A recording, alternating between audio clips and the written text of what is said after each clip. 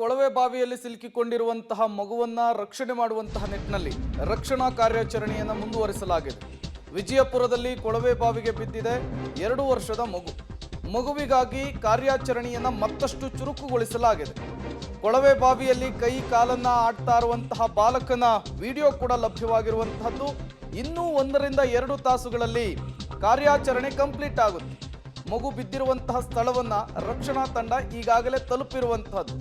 ಮಗುವಿನ ಜೀವಕ್ಕೆ ಯಾವುದೇ ಅಪಾಯವಿಲ್ಲ ಅಂತ ಹೇಳಿ ಅಲ್ಲಿ ಕೆಲಸ ಮಾಡ್ತಾ ಇರೋರು ಮಾಹಿತಿಯನ್ನು ಕೊಟ್ಟಿದ್ದಾರೆ. ಕೆಲವೇ ಕ್ಷಣಗಳನ್ನ ಮಗುವನ್ನ ಹೊರತೆಗಿತೇವೆ ಅನ್ನುವಂತಹ ಮಾತುಗಳನ್ನು ಕೂಡ ಸಿಬ್ಬಂದಿಗಳು ಆಡಿರುವಂತಹದ್ದು. ಮಗುವಿನ ಜೀವಕ್ಕೆ ಯಾವುದೇ ರೀತಿಯ ತೊಂದರೆ ಇಲ್ಲ ಅನ್ನುವಂತಹ ಮಾಹಿತಿಯನ್ನು ಕೊಟ್ಟಿದ್ದಾರೆ. ನೀವು ಕೂಡ ವಿಜುವಲ್ಸ್ ಅನ್ನು ಗಮನಿಸ್ತಾ ಇದ್ದೀರಿ.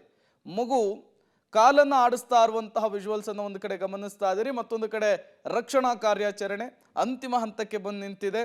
ಮಗು ಇರುವಂತಹ ಜಾಗವನ್ನ ಈಗ ರಕ್ಷಣಾ ಸಿಬ್ಬಂದಿಗಳು ರೀಚ್ ಆಗಿದ್ದಾರೆ. ಕೆಲವೇ ಕ್ಷಣಗಳಲ್ಲಿ ಮಗುವನ್ನ ಹೊರತೆಗೆಯುವಂತಹ ಕೆಲಸ ಆಗುತ್ತೆ. ಮತ್ತೊಂದು ಕಡೆ ಸಾತ್ವಿಕ ಬದುಕಿ ಬರಬೇಕು ಅಂಥೇಳಿ ಪ್ರಾರ್ಥನೆಗಳು ಪೂಜೆಗಳು ಕೂಡ ದೊಡ್ಡ ಮಟ್ಟದಲ್ಲಿ ಆಗ್ತಾ ಇದೆ. ರಾಜ್ಯದ ಜನರು ಕೂಡ ದೇವರಲ್ಲಿ ಪ್ರಾರ್ಥನೆಯನ್ನ ಮಾಡುತ್ತಾ ಇದ್ದಾರೆ. ರಾಜ್ಯ ಸಾತ್ವಿಕ್ ಮರಳಿ ಬಾ ಅಂತ ಕೂಗ್ತಾ ಇದೆ. ಈ ನಿಟ್ಟಲ್ಲಿ ಮಾತಾಡೋಕ್ಕೆ ಈಗ ಅವ್ರ ತೊಂದರೆ ಕೂಡ ನಮ್ಮೊಟ್ಟಿಗೆ ಇದ್ದಾರೆ. ಹಾಗಾದರೆ ಸತೀಶ್ ಅವರೇ, ಯಾವ ರೀತಿ ಘಟನೆ ನಡೀತು ನಿನ್ನೆ ಅನ್ನೋದು, ಆಮೇಲೆ ಇಷ್ಟೊತ್ತವರೆಗೂ ಯಾವ ರೀತಿ ಕಾರ್ಯಾಚರಣೆ ನಡೆದಿದೆ, ಏನೆಲ್ಲ ನಡೀತಾ ಇದೆ ಅನ್ನೋ ಬಗ್ಗೆ ಏನೆಲ್ಲ ಮಾಹಿತಿ ನಿಮಗೆ ನೀಡಿದ್ದಾರೆ? ಸಾಯಂಕಾಲ 6 ಗಂಟೆ ಇದು ಆಗಿದೆ ಸರ್. ಅದು ಕಾರ್ಯಾಚರಣೆ ನಡೀತಿದೆ, ಪ್ರಯತ್ನ ಮಾಡ್ತಾ ಇದ್ದಾರೆ ಹೇಳುತ್ತೆ ಸರ್.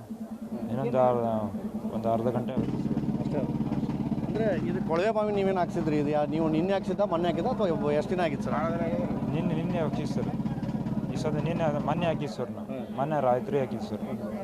ಅದಕ್ಕೆ ಕ್ಯಾಪ್ ತೆಗೆದುಬಿಟ್ಟಿದ್ರಿ? ಹಾಂ ಸರ್, ಕ್ಯಾಪ್ ತೆಗೆದಿದ್ರಿ ಏನಾದ್ರು ಮುಚ್ಚೋಳೋದ್ರಿ?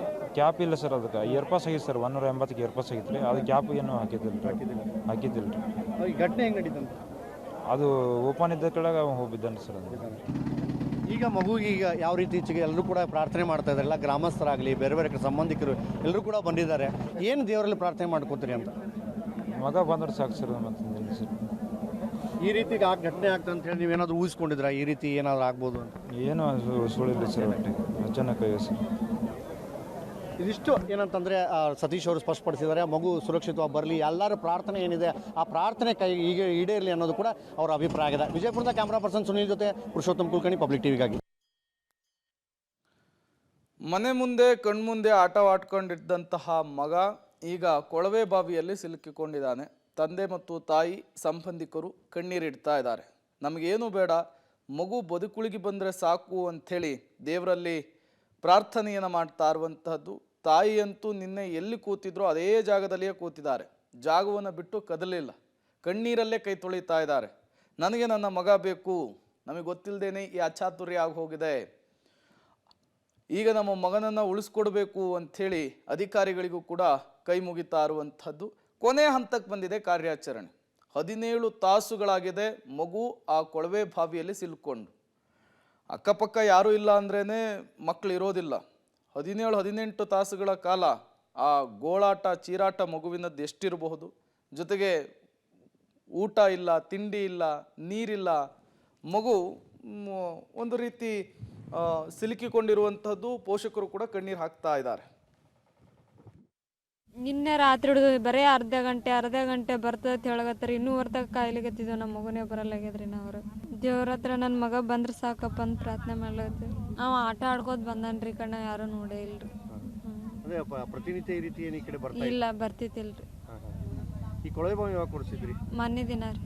ಮೊನ್ನೆ ಕೊಡಿಸಿ ಅದು ಮುಚ್ಚಳಕ್ಕೆ ಹಾಕಿದ್ದಿಲ್ರಿ? ಹೆಂಗಿದು ಹಾಕಿದ್ರಿ ಒಂದ್ಸಲ. ಮತ್ತೆ ಅವಳು ತೆಗೆದು ಮೋಟ್ರ್ ಬಿಡ್ಬೇಕಂತ ನೋಡ್ಯಾರ್ರಿ. ಮತ್ತೆ ಹಂಗೆ ನೆನಪಾರ ಹಂಗೆ ಹೋಗ್ಯಾರ.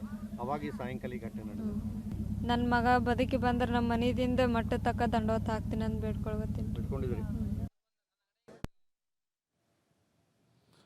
ನೋಡಿ, ಹೆತ್ತ ತಾಯಿಯ ಗೋಳಾಟ ಹೇಗಿದೆ ಅನ್ನೋದನ್ನು ನೀವು ಗಮನಿಸ್ತಾ ಇದ್ರಿ.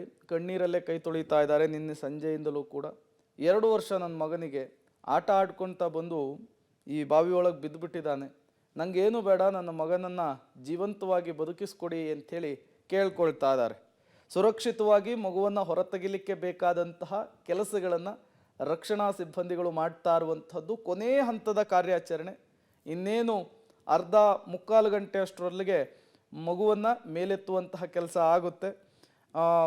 ಅದಾದ ಮೇಲೆ ಮಗು ಹೊರಗೆ ಬರ್ತಾ ಇದ್ದ ಹಾಗೆ ಅಲ್ಲಿ ವೈದ್ಯರು ಕೂಡ ಇರುವಂತಹದ್ದು, ಆಂಬ್ಯುಲೆನ್ಸ್ ಕೂಡ ರೆಡಿ ಆಗಿದೆ. ಎಲ್ಲರೂ ಕೂಡ ಮಗು ಸುರಕ್ಷಿತವಾಗಿ ಹೊರಬರಲಿ ಅಂಥೇಳಿ ಪ್ರಾರ್ಥನೆಯನ್ನು ಮಾಡ್ತಾ ಇದ್ದಾರೆ.